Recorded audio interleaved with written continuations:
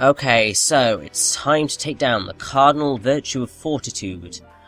Although before we actually do that, we are going to pop over to the Gates of Hell to buy an accessory.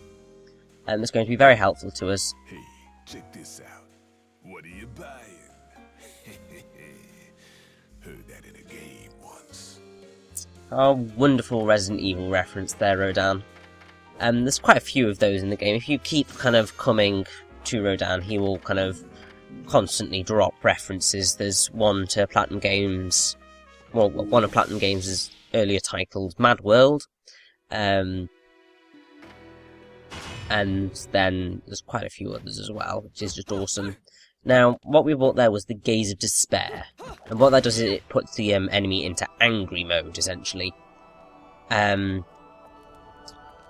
So that makes them more dangerous because they kind of attack harder and more violently, but you get a higher combo score, so it's very useful for the bosses. Now, right here, Fortitudo is speaking to the lead villain. So, yeah.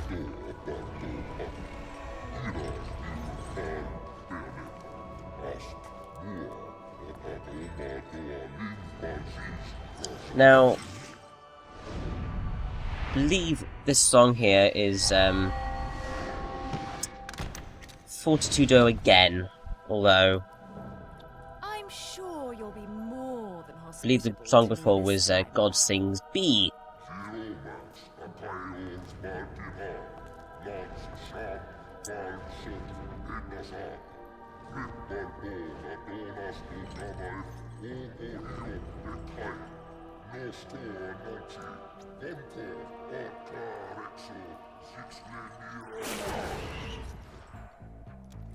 I'm sorry. I forgot to mention one of the reasons I hunt your kind. You're much too ugly not to put out of your misery. I have to say I agree, because, my word.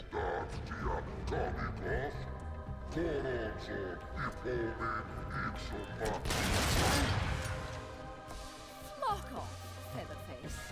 And right there we have a very, very nice little Devil May Cry reference. Because one of the bosses in Devil May Cry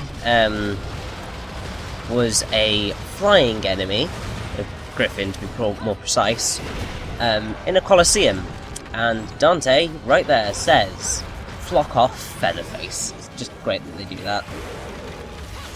Now, the music piece here is Fortitudo in Labours and Dangers. We did have the movement a little while ago, but this is the first kind of full-length version of it. Fortitudo is based on the cardinal virtue of fortitude, or to be more precise, courage. Basically, Fortitudo is Latin for courage. Which is great.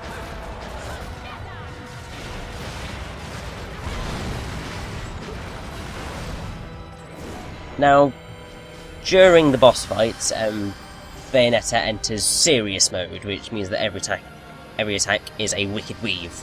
It wasn't something that they were going to put in initially, but once it became very apparent that Bayonetta made very kind of little impact on the huge bosses, they changed it so every attack generated a wicked weave, which is very helpful for making these bosses easier. Also, in serious mode, Bayonetta gets longer hair. When they first decided on having a female protagonist, they did try with this kind of hairstyle, because they knew that she needed an accessory like Joe's scarf and Dante's coat, so long hair seemed like a good idea. But when it was implemented, it covered up the action. So they bound it and let it flow from the sleeves.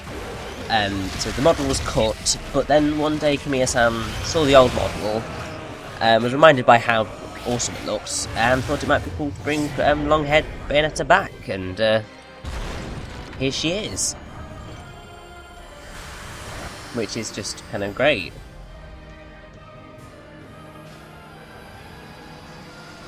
Now, this is pretty much the last instance we will see of the hourglass things. You are going to want to use them throughout the fight if you want to kind of have an easier time at dodging Fortitudo's attacks, because he's a lot more telegraphed when he's flying.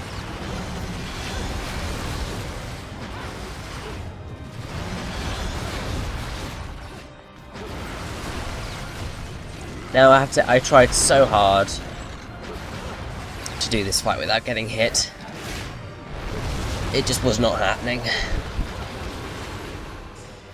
It's like I can tackle the bosses, but I'm a bit reckless, so I tend to get hit. Which isn't great if you want to get pure platinums and everything, but thankfully having the Gate of Despair allows me to manage to get past that whole I get hit thing. It means you're much more likely to get a platinum on the combo at least. Another thing I should point out is that Fortitudo was originally designed without all the dangly bits coming off of him, but they were added to emphasise how huge he is. Also, the dragon heads had sharper fangs, but they wanted to emphasise the angelic nature, so they were made flatter.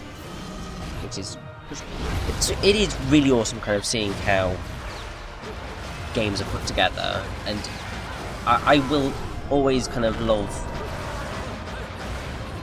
the fact that Kamiya-san has done and is... don't know whether he's still doing them, hope he is still doing them. We haven't finished Bayonetta, but he's doing developer commentaries, which is where quite a lot of this information is coming from. So it's just fun.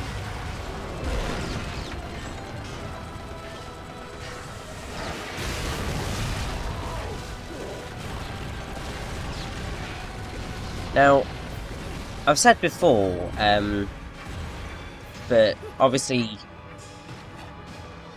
this game uses Enochian as its magic language, and that was done by J.P. Callums, who sorted out the English adaptation. And so basically he had to go through kind of a rather complicated process, because he had to get all of the meaning that Kamiya-san wanted, both the literal and the hidden, so we had to look over them really thoroughly. So basically Enochian was settled on, and because there's very kind of few resources on it, he had to create an idea of the syntax and the semantics based loosely around interlinear glosses using linguistics. So essentially what happened was you'd have the Japanese line, so then you'd have a kind of direct translation, then you'd have the kind of Enochian style English gloss, then you'd have the final Enochian line, and then you'd have the final Japanese subtitle, and then they would go over and over again until they got things correct. Now right here we have awesome music piece called Climactic Battle. Essentially kind of most of the bosses in Bayonetta have a two-stage kind of thing, and as you enter the second stage the music changes to show that Bayonetta has the upper hand, and it's just wonderful. I really do love Climactic Battle. It's just such a great song, and I really do love it so much, because this is something that kind of Kamiya-san wanted, that you feel pumped, you feel ready to kind of destroy everything in your path. It's just brilliant.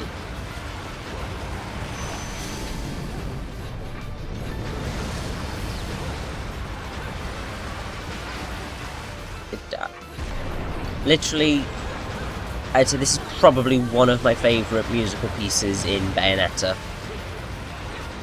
because it's just so epic. And here we have Let's Hit the Climax, which is also one of my favourite musical pieces, because it's just wonderful. So what Bayonetta just said there is Agraos, which means Moon of Darkness. And here we have Malphas, who is a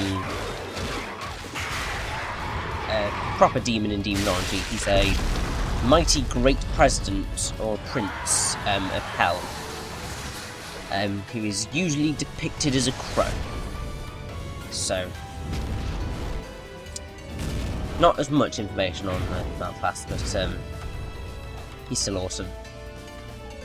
Although I should point out that the sound that he makes when appearing initially lacked an impact until right before they finished. They wanted it to be impressive, but couldn't add any more data, so they just used random sound effects like earthquake sounds and Fortitudo's footsteps to make it sound more impressive, which is just quite funny. Foretold? Explain yourself. I believe you need to do this, thank you.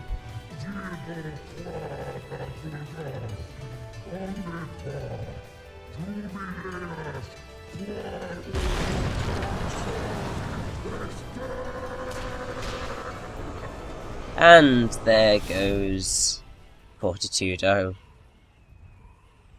Oh dear. So long, Mr. Fire-breathing angel dragon thing. We hardly knew you, Featherface.